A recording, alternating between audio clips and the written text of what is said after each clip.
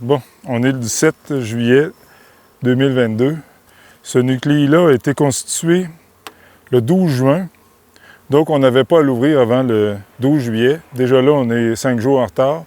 Mais comme il avait introduit une cellule royale operculée, on est 2 semaines en retard parce qu'avec une cellule royale, c'est encore une semaine plus rapidement. Alors, ce nucléi-là, en principe, déborde. On avait dépassé la date où on devait mettre une deuxième boîte, j'imagine. Donc, on va voir comment on peut régler ça. Alors, c'est plein. C'est plein de miel, on le voit. Est-ce que la jeune reine a encore de l'espace pour pondre? C'est ce qu'on va voir.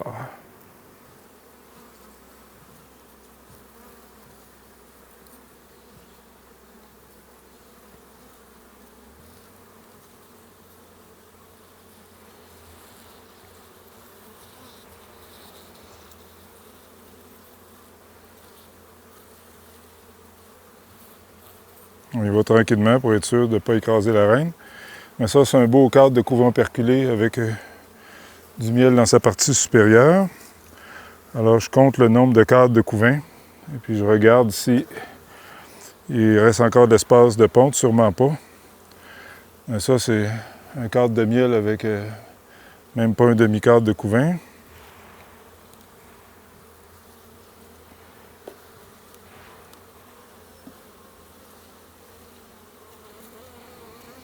Un gros cadre de miel.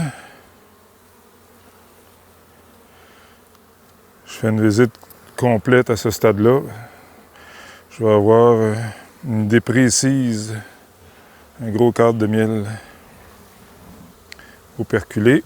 Ici, le couvain operculé est entouré. J'ai la reine ici. Je ne sais pas si la caméra peut la voir. Une reine orange, le bout noir, avec des fines barres.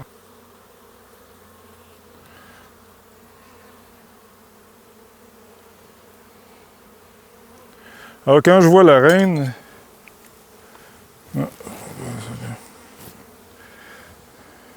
dans le registre de chacune des ruches, je vais écrire l'année de naissance de la reine et ses caractéristiques, comment sont orange, bout noir, barré, fin.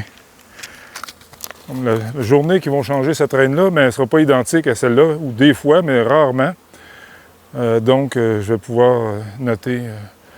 On était rendu, je ne sais pas quoi, 3 ou 4 couvains, 4 probablement.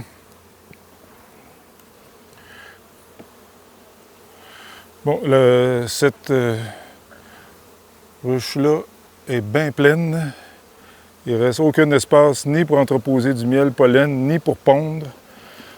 Chaque cellule est occupée. Alors, c'est grand temps, on est chanceux. Il y a même de la ponte sur le dernier cadre du bord. Donc, ce que je peux faire, c'est... Tiens, je vais sortir un cadre de miel.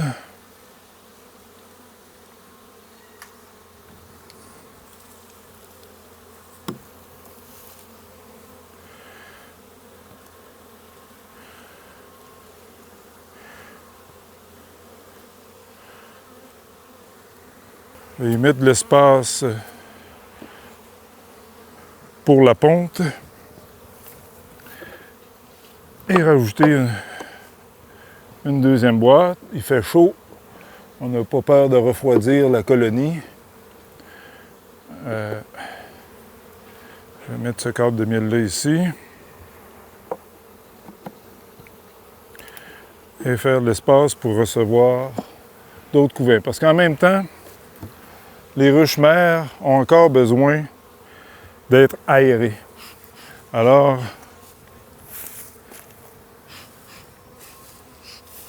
donc on ouvre une ruche mère pour y créer de l'espace pour qu'elles se sentent confortables. Et puis on crée cet espace-là en prélevant du couvain qui va servir à renforcer le nucléi.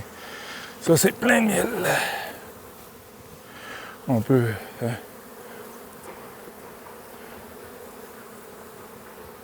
C'est des gros cadres pleins de miel.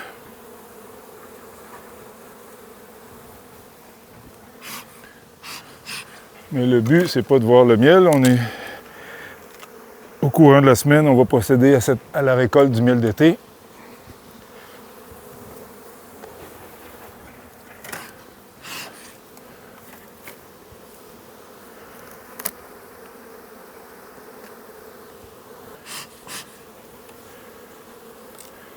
Évidemment, pour avoir accès au couvain, on enlève le garde-reine, vérifie que la reine n'est pas dessus.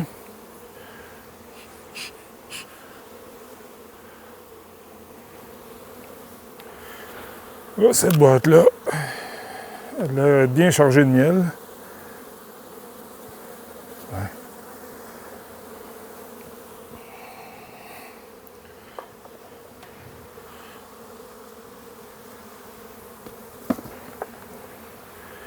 Regardez, c'est... Il n'y a pas l'air d'avoir de couvain là-dedans, quasiment.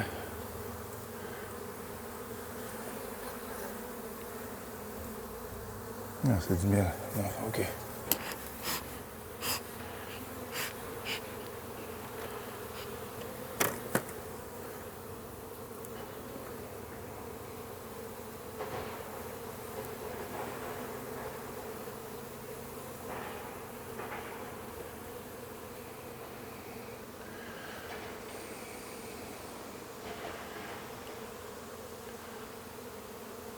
Alors, quand on fait une visite complète, il nous arrive de voir la reine, mais comme on est un peu expéditif aujourd'hui, je prends le temps de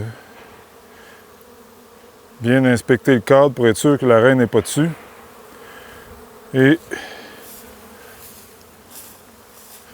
je vais le placer dans le nucléi.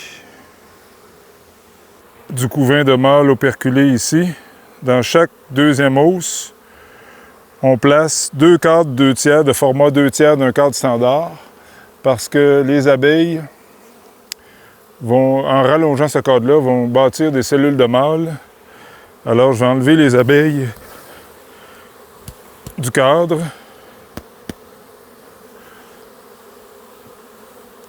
pour couper la rallonge de mâle operculé comme système de contrôle du varroa, parce qu'on sait que les varrois préfèrent se reproduire dans les cellules de mâle parce que ça dure 24 jours au lieu de 21 jours comme une cellule ouvrière. Alors, je vais en profiter, maintenant que j'ai un cadre d'enlever, de voir s'il y a du couvain encore un peu ici. La deuxième hausse me l'air pratiquement pleine de miel. Alors nous, ça ne nous dérange pas. Ils ont déjà une bonne partie de leur réserve d'hivernage de constituer. Quand elles ont leur réserve d'hivernage au 15 juillet, mais c'est déjà ça de prix.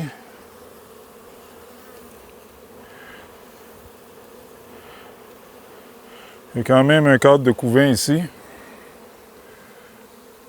Alors, je vais en profiter pour faire la même chose, vérifier que la reine n'est pas ici. Il y a du couvain operculé des larves des œufs.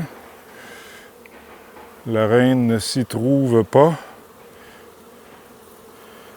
Alors, comme le nucléi avait un bon 5 cadres de couvain, ben, je vais y en rajouter un deuxième dans la deuxième hausse, ce qui montre le nombre de cadres de couvain du nucléi à 7.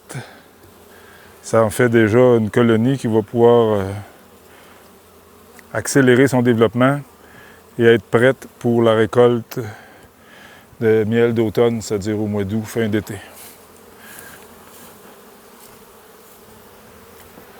Donc, comme il y a 2 cadres, 2 tiers dans la deuxième hausse, j'en profite pour regarder le deuxième. Lui, qui est dans... il y a du nectar qui coule quand je secoue.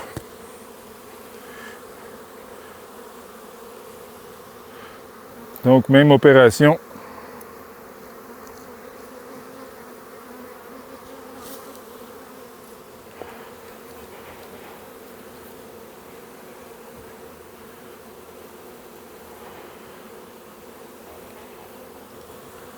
Alors, je place un cadre avec une cire gaufrée. Donc, cette ruche-là vient de recevoir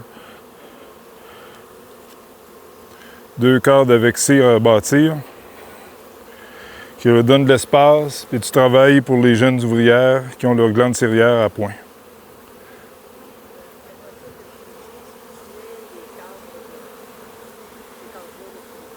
Pardon? Moi, j'entends plus les abeilles que toi, France. J'ai pas compris ta question.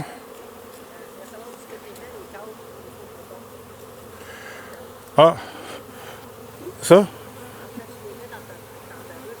Ah, ils sont en deuxième position de chaque côté, là. Le deuxième cadre, les Français parlent de cadre de rive, là. OK, les cadres 2/3 sont positionnés en deuxième position à partir de l'extérieur de chacun des côtés. Donc, ils sont toujours à la même place. Pour nous, c'est facile. Et puis, bon, là, je m'en vais porter ça. Je reviens dans 30 secondes. Je m'en vais porter ça dans une chaudière qui n'est pas là, mais qui devrait être là, dans le pick-up. Et puis, la visite, la colonie terminée. Elle a reçu 2 feuilles de cire gaufrée à bâtir, 2 cadres 2/3 qui ont été coupés. Donc, ça fait... elles ont 2 cadres et... standard et un cadre 2/3 d'espace à bâtir et à utiliser pour la ponte ou l'entreposage du miel et pollen. Donc, on peut refermer.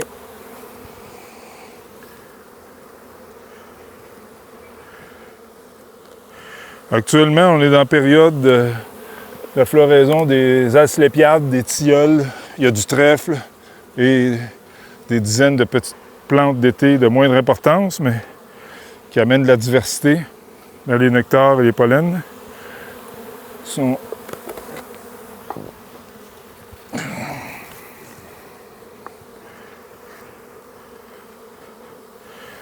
Alors, je replace la trappe à propolis.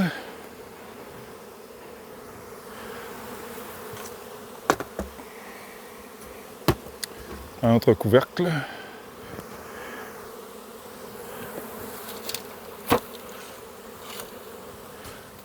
Et couvercles.